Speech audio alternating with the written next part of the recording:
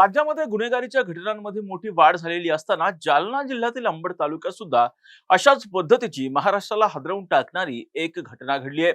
प्रेम संबंधाच्या संशयातून अवघ्या 18 वर्षीय तरुणाची कोयत्यानं सपासप वार करून निर्घृण हत्या करण्यात आली। विशेष म्हणजे मृत तरुण हा 5 बहिणीनंतर नवसानं झालेला एकुलता एक भाऊ होता। गावात आरोपींनी पाठलाग करून तरुणाच्या चेहऱ्यावर, छातीवर आणि गळ्यावर सपासप वार करून त्याची हत्या केली।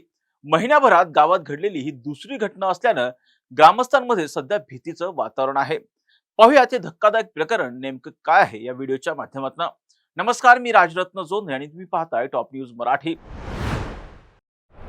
जालना जिल्ह्यातील अंबड तालुक्यातील रुईगाव गुरुवारी सायंकाळी गावातील वातावरण अचानक तणावपूर्ण बनलेलं होतं। त्याचं महत्त्वाचं कारण म्हणजे गावामध्ये एका तरुणाची धारदार शस्त्रानं हत्या करण्यात आलेली होती। 18 वर्षीय राजेश विष्णू कोरकाणे हा तरुण मित्रासोबत जिल्हा परिषद शाळेजवळ बसलेला होता। त्याच वेळी काही तरुणांसोबत त्याचा शाब्दिक वाद झाला। त्यानंतर या वादाचं रूपांतर हाणामारीत झालं। हा वाद इतका विकोपाला गेला की राजेश जीव वाचवण्यासाठी गावातील एका जुन्या वाड्याकडे पळ सुटला।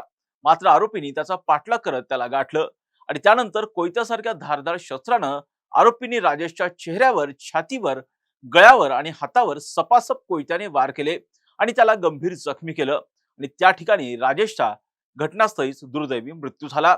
प्राथमिक तपासात जी माहिती पुढे आलेली आहे त्या माहितीनुसार प्रेम संबंधाच्या संशयातून हा खून झाल्याचं समोर आलंय।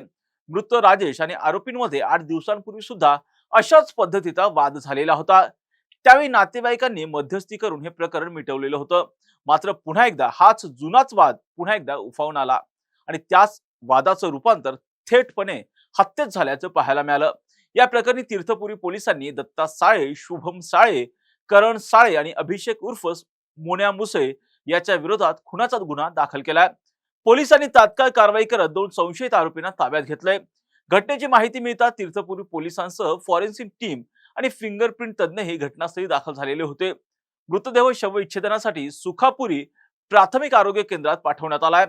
या संपूर्ण घटनेनंतर रुई गावात सध्या तणावपूर्ण शांतता असून कोणताही अनुचित प्रकार घडू नये म्हणून पोलिसांचा मोठा फौजफाटा सुद्धा तैनात करण्यात आलाय। राजेश हा शेतकरी कुटुंबातील एकुलता एक मुलगा होता। त्याला मोठ्या 5 बहिणी असून अनेक नवस आणि प्रार्थनानंतर जन्माला आलेला तो घरातील एकमेव भाऊ होता।